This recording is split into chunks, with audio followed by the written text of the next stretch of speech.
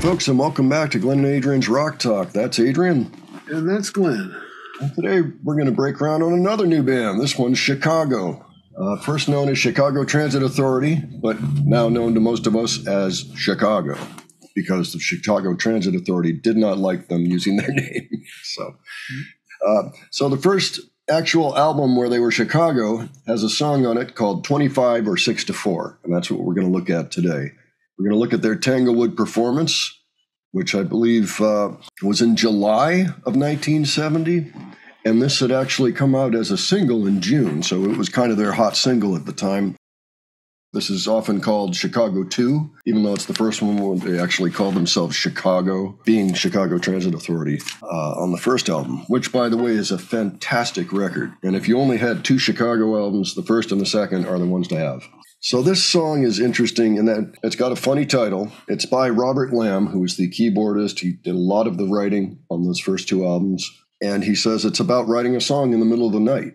And when he says 25 or 6 to 4, he means, 3:35 a.m. or 3:34 a.m., 25 or 26 minutes before 4 a.m. Just in case anybody wondered about that. And it did confuse a lot of people. And as a matter of fact, the song got banned in Singapore because they were sure it was some drug reference that they just couldn't understand. But there is no drug reference in the song. You can go over some of the lyrics, and it says, waiting for the break of day, searching for something to say, flashing lights against the sky, giving up, I close my eyes.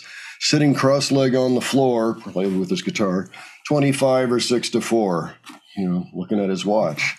So, Adrian, do you know this song? No, I don't. Okay. This was actually a major hit for them. One of their first, not their first. So in that case, you probably haven't seen them playing it. Have you ever seen them at all in video performing that you can think of? No. All right. Well, this is the original lineup, which includes guitarist Terry Kath. And I believe we did a video on 5 favorite guitarists, and I think he was on my list because he was just an explosive guitar player. And I'm not even sure that he used any pedals or anything. I think it was just him and his amp, and he just blew everybody away with it. But there's a lot to talk about with Chicago. That's probably best left to a different video. How about for now we take a look at this? All right, enough of my yammering. Here we go.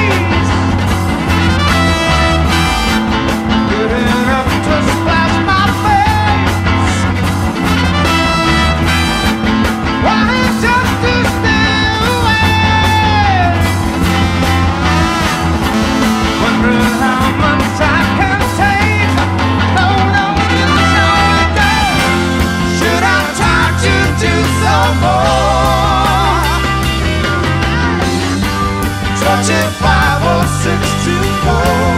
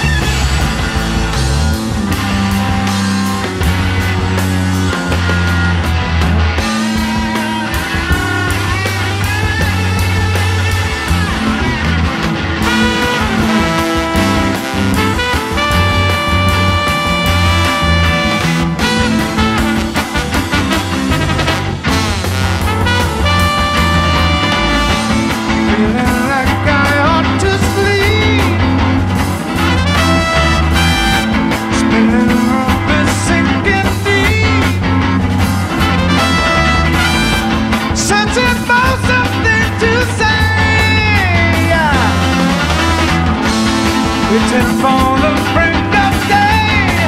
Ooh, oh no, touching 5 or 6 to 4. Touching 5 or 6 to 4.